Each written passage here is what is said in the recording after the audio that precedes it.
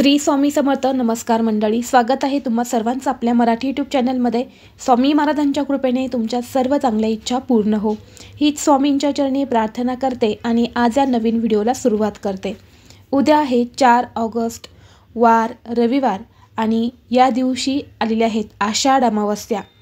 या आषाढ अमावस्येला दीप अमावस्या तसेच दर्श अमावस्या असं सुद्धा म्हटलं जातं. आषाढ अमावस्या ही चातुर्मासातील पहिलीच अमावस्या मानली जाते. श्रावण महिन्याला सुरुवात होण्याच्या आदल्या दिवशी ही अमावस्या येते. या अमावस्येला दीपपूजनाला अधिक महत्त्व प्राप्त झालं आहे. या अमावस्येच्या दिवशी घरातील सर्व दिवे जे आहेत तर ते दुधाने आणि पाण्याने स्वच्छ करून या दिव्यांची संध्याकाळी पूजा केली जाते. दिव्यांना हळदी कुंकू अक्षदा धूप दीप अगरबत्ती लावून इच्छित मनोकामना पूर्ण होण्यासाठी प्रार्थना केली जाते. या दिवशी घरामध्ये दीपपूजन केल्याने आपल्या जीवनातील अंधार हा दूर होतो आणि यशाचे मार्ग हे खुले होतात. आपल्या हिंदू धर्मामध्ये या आषाढ अमावस्येला फार महत्त्व दिलं जातं. या दिवशी दीपपूजनासोबतच भगवान विष्णूंची आणि माता लक्ष्मीची पूजा केली जाते. त्याचबरोबर या दिवशी पितरांची सुद्धा सेवा उपासना जी आहे तर ती केली जाते. या दिवशी पितरांना प्रसन्न करून घेण्यासाठी पवित्र नद्यांमध्ये स्नान केले जाते. तसेच या दिवशी स्नान करून दान केल्याने पितृ हे प्रसन्न होतात. या दिवशी पितरांसाठी दीपदान करायला सुद्धा अतिशय महत्त्व दिलं जातं. आणि म्हणूनच आज या व्हिडिओमध्ये मी तुम्हाला सांगणार आहे की आपल्याला उद्या या आषाढ अमावस्येच्या दिवशी पितरांसाठी अशा ठिकाणी एक दीपदान करायचं आहे.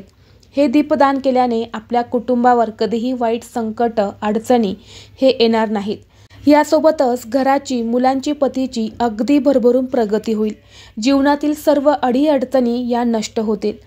तर हे दीपदान कुठे करायचं आहे याबद्दलची संपूर्ण माहिती आज या व्हिडिओमध्ये मी तुम्हाला सांगणार आहे. त्यामुळे तुम्ही हा व्हिडिओ शेवटपर्यंत नक्की पहा. चॅनलवरती नवीन असाल तर सबस्क्राईब करा आणि हा व्हिडिओ आवडला तर आपल्या मित्रपरिवारासोबत शेअर करा.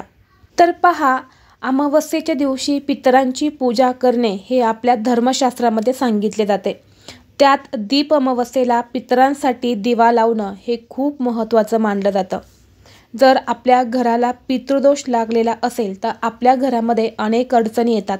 आपल्या घराची कधीही प्रगती होत नाही. घरामध्ये मुलं बाळं असेल तर मुलाबाळांची प्रगती होत नाही. तसेच संतान प्राप्तीसाठी सुद्धा अडचणी या येतात. त्याचबरोबर घरामध्ये सतत भांडणं होत असतात. आजारपण येतं. आलेला पैसा हा घरामध्ये टिकत नाही. आलेला पैसा हा कोणत्या कारणातून घरातून निघून जातो. कुठलंही शुभ कार्य आपल्या घरामध्ये घडत नाही. कोणतंही शुभ कार्य करायला गेल्यानंतर त्यामध्ये काहीतरी विघ्न संकट येतात आणि ते शुभ कार्य जे आहे तर ते व्यवस्थित पार पडत नाही. आणि म्हणून प्रत्येक अमावस्येला पितरांची सेवा ही करायची असते. परंतु दीप अमावस्येच्या दिवशी पितरांची सेवा करायला विशेष महत्त्व दिलं जातं. या दिवशी पितरांसाठी आपल्याला दीपदान करायचं आहे. जर आपण आपल्या पितरांना असं दीपदान केलं तर आपले पितृ हे आपल्यावरती प्रसन्न होतात. आपल्याला सुखी संसाराचे आशीर्वाद देतात. आणि असं म्हटलं जातं की या दीप अमावस्येच्या दिवशी जर आपण पितरांना दीपदान केलं तर पितृ प्रसन्न होऊन आपल्या मुलांना सुखी संसाराचे आशीर्वाद देत असतात. यामुळे मुलांची प्रगती व्हायला सुरुवात होते. आणि म्हणूनच उद्या आपल्याला एक दीपदान हे नक्की करायचं आहे. तर पहा, उद्या आपल्याला हे दीपदान जे आहे तर ते संध्याकाळी करायचं आहे. संध्याकाळी आपण जेव्हा दिव्यांची पूजा करणार आहे तर त्यावेळी आपल्याला हे दीपदान जे आहे तर ते करायचं आहे. हे दीपदान करण्यासाठी आपल्याला एक कणकेचा दिवा बनवायचा आहे. हा पितरांसाठी आपण दिवा बनवणार आहे. त्यामुळे आपल्याला एका दिव्यासाठी जेवढं पीठ लागणार आहे तेवढंच पीठ आपल्याला घ्यायचं आहे. जर दिवा केल्यानंतर काही पीठ उरलं तर ते तुम्हाला स्वयंपाकघरामध्ये वापरता येणार नाही. त्यामुळे अगदी थोडंसंच पीठ आपल्याला मळायचं आहे. हे पीठ मळल्यानंतर आपल्याला या पिठाचा एक दिवा तयार करायचा आहे. एक मुखी दिवा जो आहे तर तो तयार करायचा आहे. यानंतर या दिव्यामध्ये आपल्याला मोहरीचं तेल जे आहे तर ते घालायचं आहे. जर तुमच्याकडे मोहरीचं तेल नसेल तर तुम्ही तिळाचं तेल देखील घालू शकता. जर मोहरीचं तेल नसेल आणि तिळाचंही तेल नसेल तर तुमच्याकडे जे तेल आहे तर ते तेल तुम्हाला दिव्यामध्ये टाकायचं आहे. आणि त्यामध्ये थोडीशी पिवळी मोहरी किंवा काळे तीळ असेल तर ते दिव्यामध्ये तुम्हाला टाकायचे आहेत आणि यानंतर हा दिवा तुम्हाला प्रज्वलित करायचा आहे। दिवा तुम्ही प्रज्वलित केल्यानंतर तुम्हाला काय करायचं आहे, एक पिंपळाचं पान घ्यायचं आहे आणि त्या पानावरती हा दिवा तुम्हाला ठेवायचा आहे आणि हा दिवा तुम्हाला प्रज्वलित करायचा आहे। दिवा तुम्ही प्रज्वलित केल्यानंतर आपल्या मुख्य दरवाजाच्या बाहेर जी दक्षिण दिशा असते तर त्या दिशेकडे तुम्हाला हा दिवा तोंड करून लावायचा आहे। म्हणजे या दिव्याची ज्योत जी आहे तर ती दक्षिण दिशेकडे येईल अशा पद्धतीने आपल्या मुख्य दरवाजाच्या बाहेर आपल्याला हा दिवा लावायचा आहे।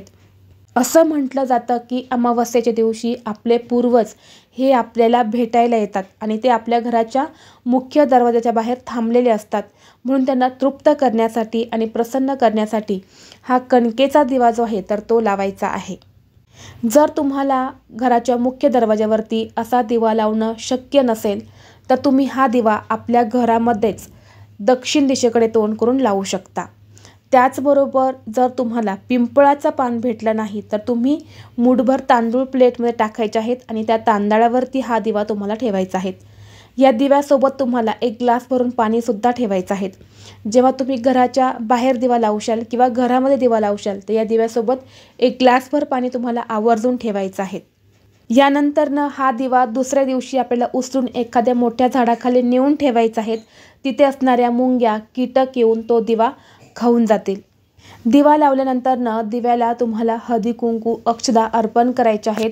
दोन्ही हात जोडून पितरांना तुम्हाला प्रार्थना करायची आहेत, काही चुकलं असेल तर माफ करा, तुमचा आशीर्वाद सदैव आमच्यावरती राहू द्या अशी अगदी मनोभावे तुम्हाला प्रार्थना करायची आहे। आणि हा उपाय जास्तीत जास्त वडीलधारी व्यक्ती जी आहे घरातील तर त्या व्यक्तीने करण्याचा प्रयत्न करायचा आहे। जर घरातल्या मोठ्या व्यक्तीला उपाय करणं शक्य नसेल तर इतर व्यक्तीने हा उपाय करायचा आहे। त्याचबरोबर तुम्हाला उद्याच्या दिवशी जर तुमच्या घराच्या जवळ आजूबाजूला पवित्र नदी असेल, गंगा असेल तर तिथे सुद्धा तुम्ही हे पितरांसाठी दीपदान करू शकता। या दिवशी जर आपण गंगेच्या कडेला किंवा पवित्र नद्यांच्या कडेला पितरांना जर दीपदान केलं तर आपले पितृ प्रसन्न होतात, पितृदोषाचा त्रास हा कमी होतो, सर्व इच्छा मनोकामना पूर्ण होतात। म्हणून जर तुमच्याही आजूबाजूला कुठे नदी असेल, पवित्र गंगा असेल तर तिथे तुम्ही पितरांसाठी एक दीपदान हे नक्की करा। मग हे दीपदान करण्यासाठी तुम्ही कुठलाही दिवा वापरू शकता, कणकेचाच दिवा वापरायला पाहिजे असं नाही, तुम्ही मातीचा दिवा लावला तरीसुद्धा चालेल किंवा स्टीलचा, पितळेचा, कुठल्याही धातूचा दिवा तुम्ही हे दीपदान करण्यासाठी वापरू शकता। जर तुम्हाला हा व्हिडिओ आवडला तर लाईक करा, चॅनेलवरती नवीन असाल तर सबस्क्राईब करा आणि हा व्हिडिओ आपल्या मित्रपरिवारासोबत शेअर करा। चला तर मग भेटू असंच पुढल्या एका नवीन व्हिडिओमध्ये। तोपर्यंत सर्वांना श्री स्वामी समर्थ।